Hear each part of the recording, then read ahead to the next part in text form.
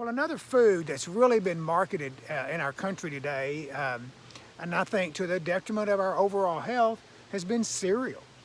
Millions of people continue to eat cereal every day for breakfast. But a lot of people eat cereal because it's convenient, it's easy, and a lot of people, think it's better than nothing. And this whole idea that breakfast is the most important meal of the day. A lot of people don't realize that that's really started as an advertising campaign by Kellogg's cereal back in the, 30s and 40s. Historically, breakfast has been the most skipped meal of the day. Most people skip breakfast. So the cereal companies just looked for a way to capitalize on that, and they began to market to breakfast, breakfast cereals. And breakfast is the most important meal of the day. And, you don't have time to fix a big breakfast, we'll have a bowl of cereal. And that was a very successful marketing campaign. It's worked quite well. For many years, I also ate cereal for breakfast every day. For many years, I was a shredded wheat kind of guy.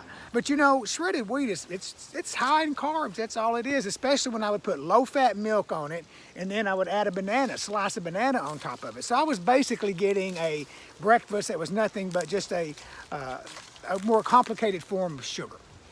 And I ate that for many years. Well, then I kind of got away from that, and I started wanting something more. And so there was a little fast food restaurant that used to be near my office. And so first, I would eat a big country breakfast. And almost every morning, I would stop by there, and I would have this before I went to work. And it wasn't too bad. I mean, it was, a nice little serving of scrambled eggs, a small little sausage patty.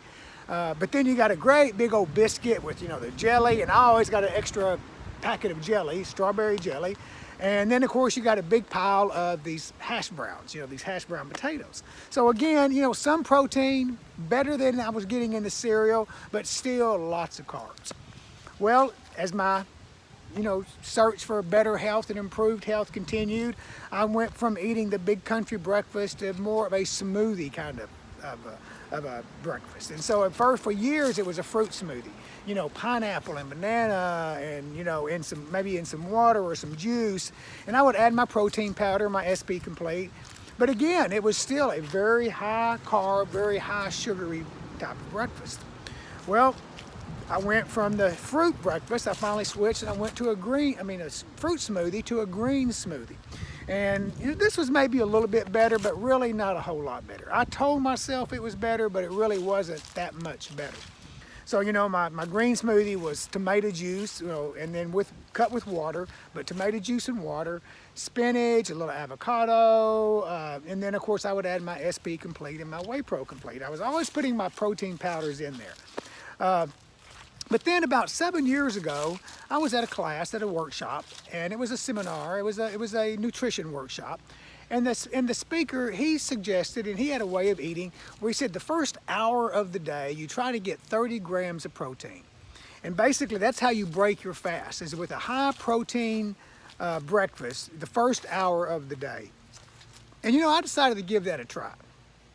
And it was tough, because I was drinking smoothies at the time. And I went from drinking smoothies every day for breakfast to scrambling 6 eggs every morning for breakfast. Now, I got to tell you something, when you're not used to eating scrambled eggs for breakfast and you start trying to eat 6 scrambled eggs for breakfast every day, that was a little bit tough. But I did it, and you know what? I really liked the way my body responded. It responded well. But now, probably for the last year or so, most days I don't eat breakfast. Now I'm doing the intermittent fasting. So, I will eat my last meal, and truthfully, a lot of times I don't, I may eat as late as 9 o'clock. I have my last bite of food at 9 o'clock, but then I will go until at least noon or 1 o'clock the next day before I eat again. And if it's on the weekends, I may do a full 18-hour fast, and I may wait till 3 or 4 in the afternoon before I eat. So, now that's where I am with my breakfast. I'm not saying that's where you should be with your, as far as your breakfast is concerned. I share my story because it's been a progression. It's been a progression.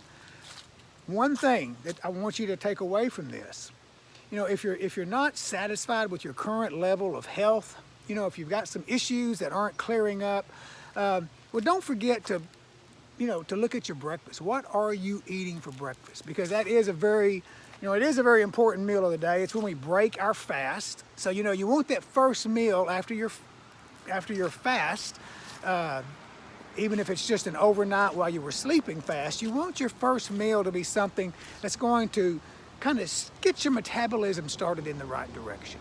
So I certainly recommend that, you know, if you're eating cereal for breakfast, that you start maybe moving away from that.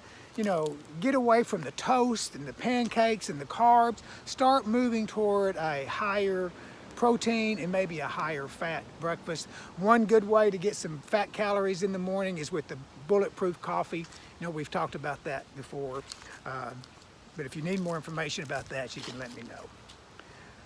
All right, well, I think that's all I wanted to say today. Again, just following up with some information, thinking about, you know, marketing and food, and just become aware. You know, become aware and start questioning yourself, and you know, looking at the foods that you eat, and ask yourself how it is that you like them, when you decided you started eating that, and then ask yourself if you're willing to make any changes. You know, are you willing to change what you're eating in order to feel better, to feel healthier, to sleep better, to have greater vitality, to have greater energy?